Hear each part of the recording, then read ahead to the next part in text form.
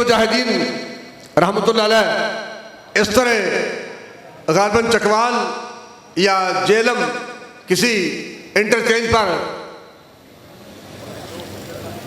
Police کی گاڑیاں لگ چکی تھی، راستہ بند کر چکے تھے. بھائی ایک بندے نے قرآن مجید پڑھنا ہے، حدیث پاک پڑھنی ہے، اور وہ چل بھی نہیں سکتا، بیٹھا بھی ویل چیئر پر ہے. آخر آپ کو اس سے خطرہ کیا ہے؟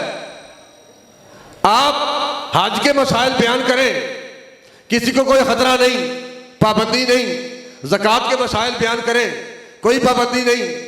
وضو کے فضائل بیان کریں، کوئی پابندی نہیں.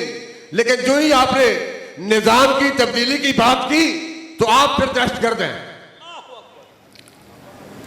اس ملک میں بلکہ پوری دنیا میں کوئی بندہ نظام کی تبدیلی کی بات نہ کرے، اس لیے کہ وہ نظام جو ہمارے اوپر مسلط ہے، اور تحریک لبیک پاکستان اس لیے آنکھوں میں کھٹک رہی ہے اور عالم کفر کی آنکھوں میں اس لیے کانٹا بن کر کھٹک رہی ہے کہ تحریک لبیک پاکستان کا مقصد نہ ذاتی نمود و رہائش ہے، نہ ذاتی مفادات کی جنگ ہے. تحریک لبیک پاکستان کا ایک ہی مقصد ہے کہ وہ مقصد جس مقصد کے لیے ملک پاکستان بنا ہے، تحریک لبیک پاکستان اسی پہ عمل پیرا ہو کے ملک پاکستان میں حضور کا نظام لانا چاہتی ہے. اور یہی مقصد ہے تحریک لبیک پاکستان کا، ایک ہی مقصد ہے.